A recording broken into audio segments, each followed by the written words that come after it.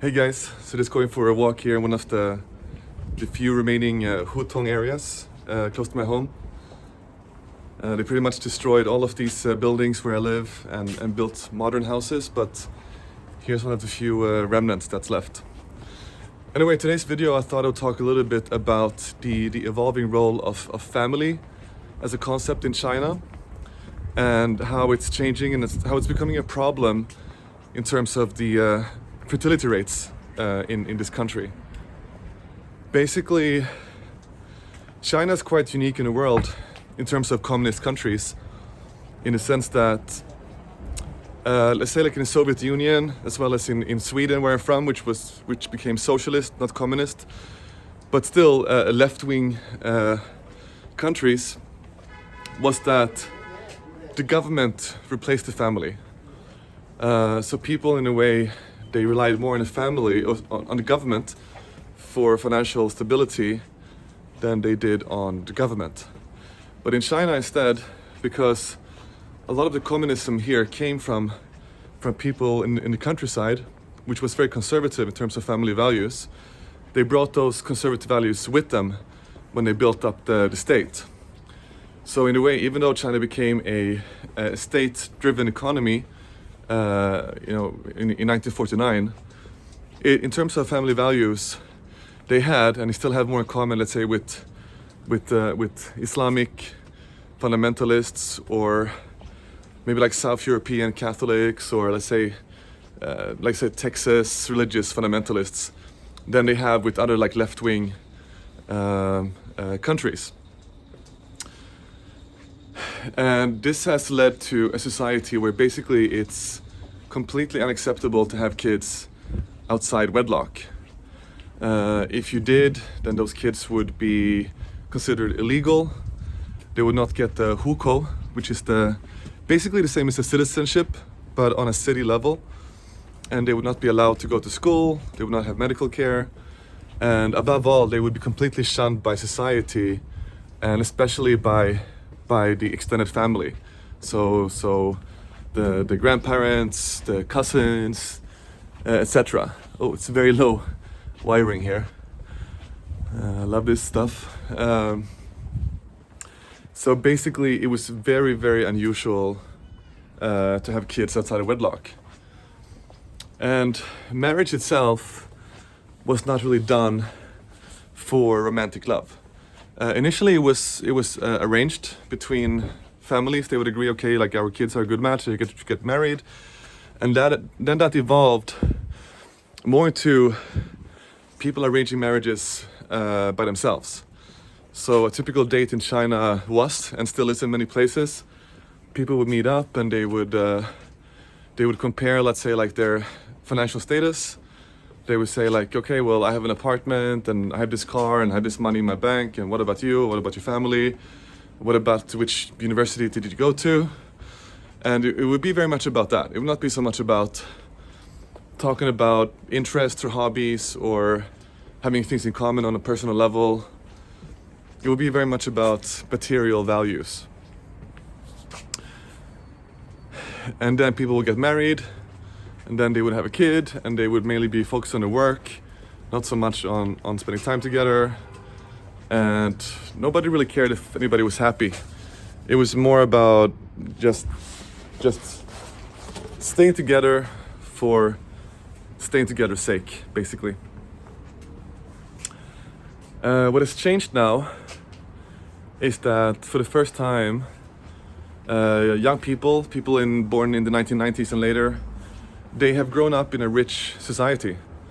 They have not known poverty or starvation or lack of anything, especially in the bigger cities. And as such, their values have also changed.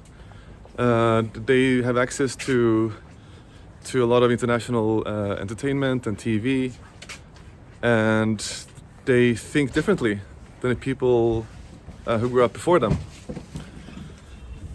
One thing is that they start to care more about things like romantic love, and they want to find a partner that's a good match, let's say financially and so on, but also somebody that they find physically and emotionally attractive. And that is a very big fundamental change in how they choose partners.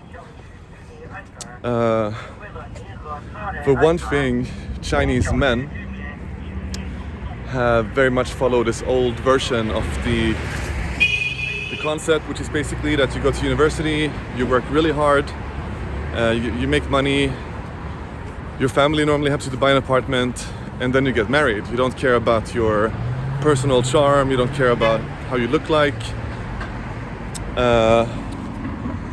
because there's no need for that. If you have enough money, you're gonna find a good wife, and you'll have, nice kids, and you'll be happy together. That's now changing. So women find it harder to find a suitable guy. Men find it hard to find a suitable woman. So they stay single. They don't get married, and they don't have kids.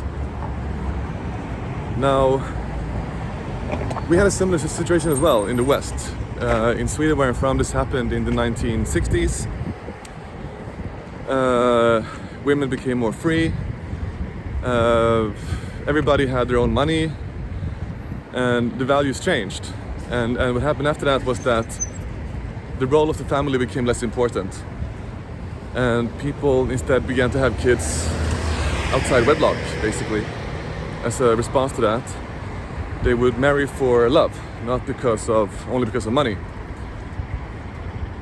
So, seeing the situation right now in China is that you have too few young people, you have too few kids.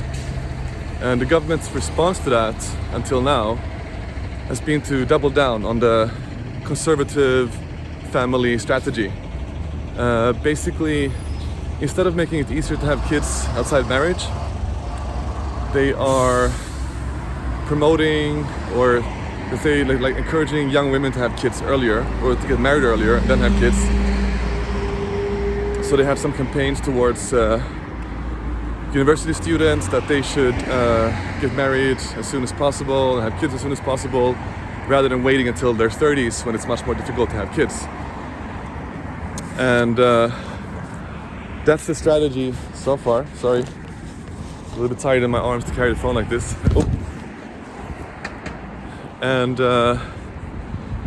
so let's see what's going to happen. I mean, I think today young people are just very, very different to the former generations in China. They are much more,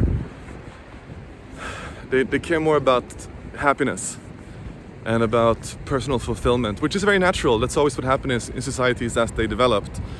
It's a bit like Maslow's hierarchy of needs.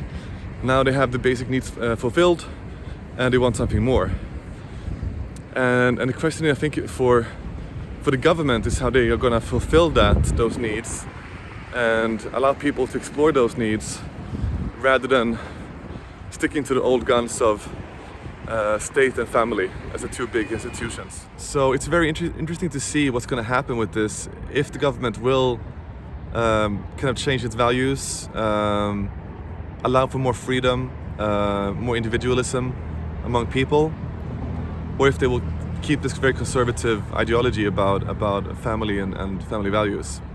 Anyway, just some thoughts. If you have any comments or ideas of your own about this, just feel free to comment.